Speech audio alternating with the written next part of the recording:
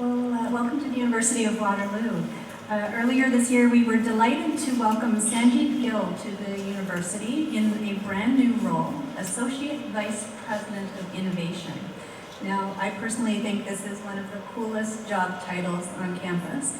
It may be a dangerous one. It sounds like it could be other duties as assigned, Sanjeev.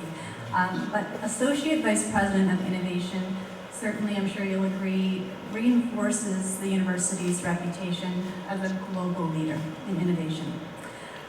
As many of you know, universities can be experienced as big and sometimes difficult to navigate. I hope that wasn't your experience when you joined us tonight. The creation of Sanjeev's role allows a unique mandate and a vantage point into how research, business, and entrepreneurship are so full of possibility when we come together. Prior to joining the University of Waterloo, Sanjeev was IBM Canada's National Industry Executive for Research and Innovation, and in that role he promoted and enabled research and innovation initiatives across Canada within higher education in collaboration with the public sector. He has over 20 years of experience in the IT industry, and he's served in senior management roles in IBM's integrated supply chain and led IBM's global relationships with large Canadian companies, including Waterloo-based BlackBerry and Bell Canada. He holds degrees in mathematics and engineering from Dalhousie University and certifications from Harvard Business School and Boston University. He's an active volunteer with Junior Achievement Canada and believes in promoting skills development in STEM. He's served on a wide range of boards and councils. In his role here at UW, he co-chairs our Innovation Ecosystem Council. While he's had some opportunities, I know, in his early days to meet with business leaders and government leaders here in Waterloo region, we thought that today would be appropriate to give you an opportunity to get to hear directly from Sanjeev around his role, his vision, and opportunities for increased ways to partner with the University of Waterloo. So please join me in welcoming my colleague, AVP of Innovation, Sanjeev Gill.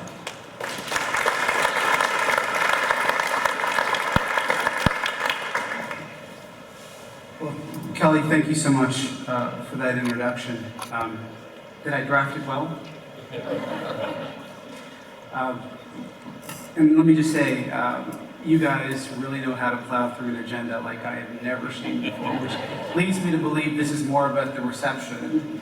And so it isn't lost on me that I'm the last thing between you and cocktails. So I will try to be brief, but this is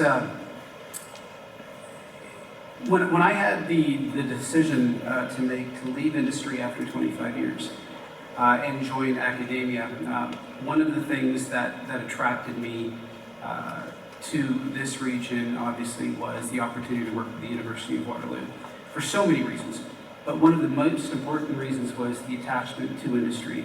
When I was at IBM, the relationship with the University of Waterloo was probably the highest held type of relationship we had with an academic partner, one that we wanted to desperately deepen. And then you go out into the universe of the startup communities and smaller companies. You can easily argue that this university is the most attached to industry that there is. And so for me, making the transition from industry into academia was a really, really easy one going, just mainly because of this university and its history. So I will take you through an org chart. Probably the easiest way to describe what it is that I do and what the Office of Innovation within the Office of Research at the university has overall responsibility for. So if you look over on the far right, corporate sponsored research, so that is all of the research that is done and paid for by companies, and that represents a very significant amount of the total research that's done at the University of Waterloo. Next to that is commercialization and intellectual property. And of course, if anyone's been paying attention to the news and the provincial government, which I'm sure all of you do, it's a really high point of discussion right now. I say that in the kindest way. It's certainly discussing what IP policy is about through the university systems, how it gets commercialized, how quickly it gets commercialized is of incredible importance, not just to the provincial government, but it's incredibly important to the university as well. And we have one of the most liberal intellectual property policies in the world with our Policy 73, which is inventor-owned And it's that way because it entices entrepreneurs to come to the university, not just students, but also faculty and researchers who are interested in commercializing and creating businesses and creating companies.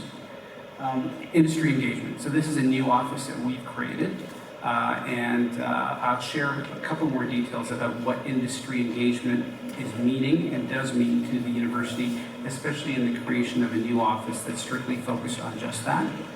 And then finally is the entrepreneurial ecosystem. This university obviously knows a few interesting things about how to create entrepreneurs and how to create startups and how to finance them and how to make them successful. So that is another area that my office supports across the entire ecosystem of the university. So, next chart here. There we go. So maybe the best way is just to describe to you what the priorities are for my office. First of all, it's not just about engaging with companies, it's about how do you engage with businesses in a very different, more impactful way, and I'll take you through just a couple of concepts around how we're doing that. The next is about lifelong learning.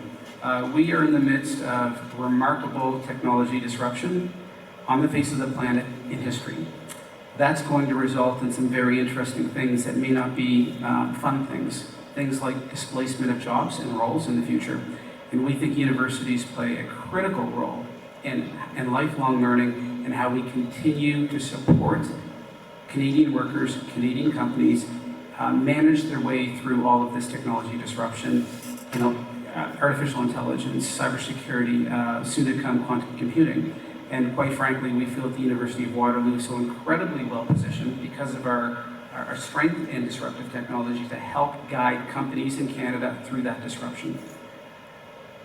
And finally, what's the next big thing for the region? And this is not a statement you'll see, it's a question. And what I'm going to do is share just a couple of brief ideas with you on the art of the possible based on my purview and the role of the Office of Innovation.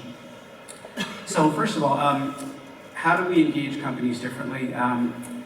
Today's world, because of the onset of so much disruptive innovation, what we're seeing is companies coming to universities saying, how do I navigate through all of this? I know I have to integrate artificial intelligence, machine learning, and all these other concepts into my business, but I don't quite know how to go about it. Or, I know how to do it, but I don't have the talent. And by the way, in this region or in this country, we're losing talent to other jurisdictions and to companies that are really cool that students want to go to. How do I attract more of that talent to my company here locally? Others are coming to us because they just want to have a presence on the university for a multitude of reasons. It might just be brand recognition. And others are coming to us because while they know they need to innovate, sometimes that's a very ambiguous word. How do I innovate within my company? How do I teach my employees to be entrepreneurial, not necessarily intrapreneurial? And so they're coming to us for a multitude of reasons, or they may actually just be interested in tapping into our ecosystem of startup community and asking them to innovate on their behalf. And in some cases, they might be interested in acquiring some of those startups. So they're coming to us with a multitude of interests. And what we needed to do, what we recognized is we can't allow companies, well, they will continue to go and have one-off relationships with a researcher because they believe they need to build an algorithm to solve their problem. But most are coming to us because they don't know how to navigate through a big place like this. And so we felt it was critically important to have them have a landing ground for which to get the most out of the university. So we use this term, we're the gateway for innovation, to access all of the great innovation within the university for companies. That's companies of all sizes, large corporations and small and medium enterprise as well. The next thing is, I touched on it, is lifelong learning. When we talk to Canadian companies, what we're continually understanding and learning, and I learned this a lot in my job with IBM, was it's not just about getting new talent. It's not just about new graduates. But it is about early career new grads, but it's also about mid-career individuals. So, classify those as 25 to 55. Anywhere in between there are people who need to be retrained, reskilled, and upskilled, again, to meet and understand the impacts of disruptive innovation and disruptive technologies into our companies. And then the third, of course, is executive education. So the way we look at lifelong learning is not just about more graduating students from undergrad and grad levels, but those who are very integrated into the needs of Canadian businesses. So we're bringing businesses in to help understand what curriculum needs to be changed in order to meet the needs of graduating students. But they can't all wait 4 years for grad. They need to do quick turn, micro-credentialing, certifications that get people upskilled very quickly. Sometimes that's just a weekend type of certification, or it could be 4 to 5 weeks, or it could be on-site, or it could be online. There's a multitude of ways to upskill and retool employees, and so we're looking at the full gamut of all of that as part of our lifelong learning strategy. So, we all know and understand the Toronto Waterloo corridor. And when I was in Toronto, for many, many years, the view was we can't do this without the KW region. We can't do this without the University of Waterloo in particular. We can't do it without the entire innovation ecosystem that comes out of this region. What we're finding more and more in many cases is that corridor is always at risk of getting skinnier, for lack of a better word. Is it shrinking? And if so, what does this region need to do together with the university to ensure that we're relevant and that we present a unique value proposition, quite frankly, that cannot be replicated anywhere else? Let me go back here for 1 second. You'll notice that on the far right is a recent publication around the 5 regions in the world that could rival Silicon Valley. You'll notice that Toronto is sitting at number 4, one above Shenzhen, China. And what we all know is that that means Toronto, Waterloo as the corridor. So going back to what will we do to make sure we innovate differently and present a unique value proposition to ensure this region continues to remain as a leader and relevant to that corridor. So that brings us to my final piece, which is, okay, so what's the great new thing we could be doing next in this region? We hear about a number of different areas of interest, and as I have conversations with various individuals, economic development teams, there's ideas around medtech, or advanced manufacturing, or autonomous vehicles.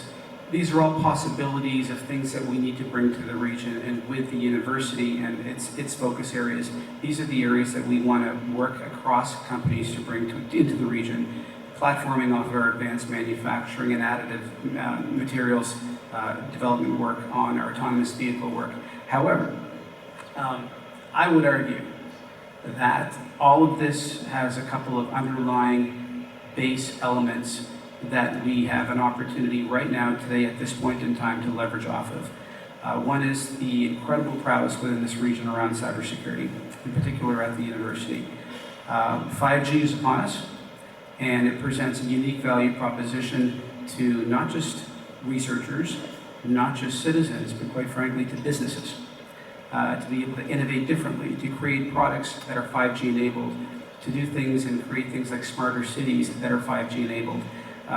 Rogers announced a partnership with Communitech, I think it was in June. There'll be probably more of these to come in the future, but I think it will present this region with an absolutely tremendous opportunity to platform ahead of the rest of the world. And I think the opportunity will be a 2-year advantage before the rest of the world. So how do we capitalize on that opportunity to include businesses, to include academia, to include hospitals? The list goes on and on and on, to do something very significant and interesting with that 2-year advantage. The other one, of course, is people, skills and talent. Per capita, this region has skills and talent like none other on the planet. And how are we going to capitalize on that moving forward? And finally, the last one is an integrated strategy. It's about the willingness and the desire to work together as a consortia that includes municipalities, that includes I have our university up here, but we know we have lots of other great institutions within this region, and of course, all of the other partners like Communitech to pull it together. So that's what I wanted to share with you as just a bit of a overview of what my office is responsible for, what our mandate is, and how we want to integrate with the community, with municipalities, with small and medium businesses within the region to create something incredibly unique and exciting. And before I let you go, I will remind you that the Waterloo Innovation Summit, a little plug here, Kelly asked me to do this, on October 1st. If you haven't already, you can still register for the event. And this year's focus is on health tech in particular. So as we talked a little bit about earlier, it isn't one of the areas we can plateau from. I'll leave you with that, but thank you very much for your time today.